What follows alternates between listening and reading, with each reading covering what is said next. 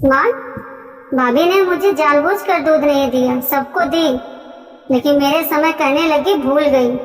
अरे मुझे मत दो, कम से कम मेरी 8 महीने की बेटी को दूध गर्म करके दे सकती थी। दीदी ऐसी बात नहीं है, मैं काम में बिजी हो गई इसीलिए भूल गई। क्या काम करती हो? सारा काम तो बड़ी भाभी करती है, घर से बाहर तक लेकर खाना बनाने तक सब तो भाभी मदद करती है आपकी। अरे दीदी, खाना ही बनाना तो नहीं रहता है ना, और भी घर के काम है, वह मैं कर रही थी।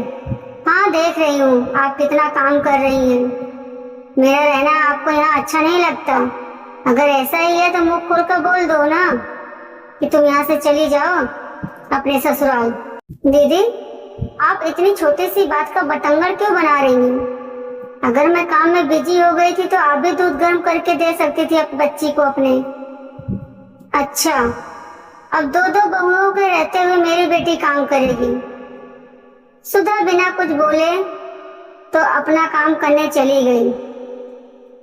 क्या डेली का हो गया था, सुबह हुई नहीं कि कंचन के ताने शुरू हो जाते थे। सुधा की ननद कंचन जब से मायके में आई तब से सुधा के पीछे पड़ गई थी। निधि जब से पेट में आई थी तभी वह ससुराल से मायके आ गई थी, वहां उनकी सास और ननद से नहीं बनती थी। एक दिन नंदोई जी का फोन आया, उन्होंने कहा कि जब तक बच्चा पैदा नहीं हो जाता है कंचन को वहीं पर रहने दो। घर का कुछ काम करती नहीं है और दिन रात माँ से झगड़ा करती रहती है।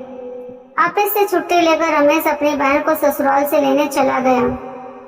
कंचन की सास ने रमेश से बोले, लेकर जा रहे हो बेटा, थोड़ा इसको संस्कार और बातचीत करना तो सिखा दो कि बड़ों से कैसे बातचीत करते हैं, छोटों के साथ में कैसे रहा जाता है। रमेश अपनी बहन की शिकायत सुनकर अपने आप को बहुत शर्मिंदा महसूस कर रहा था। जी माँ जी, आप चिंता मत कीजिए, इस बार हम उसको समझा बुझा कर ही यहाँ पर भेजेंगे।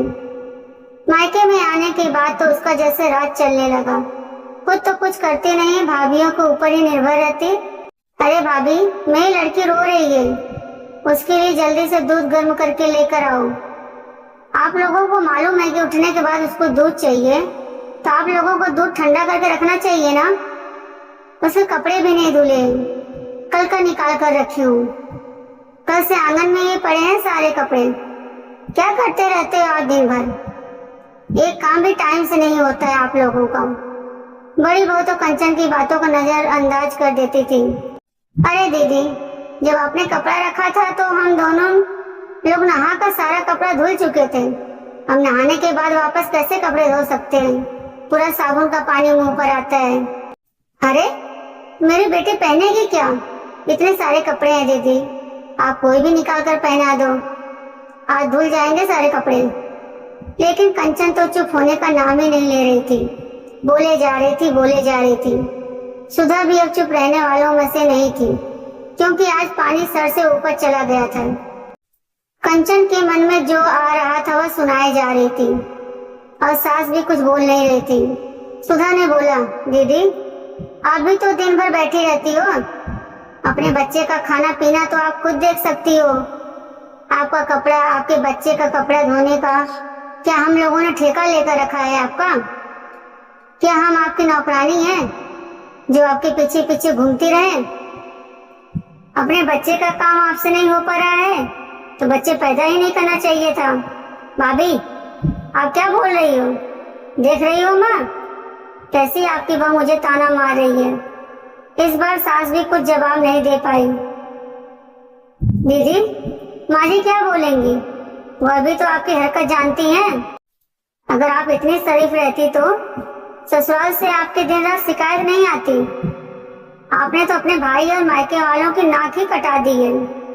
अगर यहाँ रहना है ना तो कुछ काम खुद भी करना सीखो, नहीं तो फिर आप जा सकती हैं अपने ससुराल। जब से आई हम दोनों का जीना हराम करके रख दी। हम कुछ बोलते नहीं कि जाने दो, ननद है, आज है कल चली जाएगी, लेकिन यह तो सर पर चढ़ती जा रही है। कुछ बोलने से पहले दीदी सोच लिया करो कि आप बोल क्या रही हो। आप कितना सुख देती हो अपने सास और ननद को। कंचन रोने लगी, लेकिन सुधा अपना गुस्सा कंट्रोल नहीं कर पाई। आए दिन कंचन कहती, भाभी खाना ऐसा बना है भाभी, यह काम सही से नहीं हुआ है। इतने बजे सोकर उठी हो।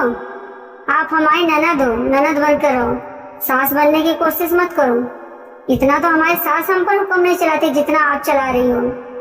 रमेश भी ऑफिस से आ जाता है, देखता है कि बहन कंचन रो रही है। क्या हुआ माँ, दीदी क्यों रो रही है? जीजा ने फोन करके कुछ बोला है क्या? नहीं, तेरी पत्नी से लड़ाई हो गई है। सुधा, तुमने ऐसा क्या बोल दिया कि दीदी रो रही है? जब पानी सर से ऊपर चढ़ जाता है ना तो फिर बोलना ही पड़ता है। सुधा ने सारी बात रमेश को बताई। माँ, मुझे अब यहाँ नहीं रहना। कल ही आप सुरेश को बुलाकर मुझे विदा करो। आज के बाद से इस घर में कभी नहीं आऊंगी। दीदी, आपको जाना है तो जाइए, आप जाइए, हम रोकेंगे नहीं। आगे से याद रखना, जब कभी आए तो एक मेहमान की तरह आए। जैसे एक मेहमान आता है और 4 दिन रहकर चला जाता है, वैसा आप भी आया करो। हमें अपना ससुराल कैसे चलाना है यह हमें पता है। आप अपना ससुराल संभालिए। दीदी, आपको भी तो सोच समझ कर बोलना चाहिए, वह आपकी भाभी है, उनको भी इज्जत देना आपका काम है। रमेश ने बोला। कंचन ने अपने भाई का कुछ भी जवाब नहीं दिया। कंचन ने अगले दिन ही सुबह सुबह अपना पूरा कपड़ा पैक कर लिया, अपने पति का भी इंतजार नहीं किया। सुबह ही कैब बुक करके अपने ससुराल के लिए रवाना हो गई।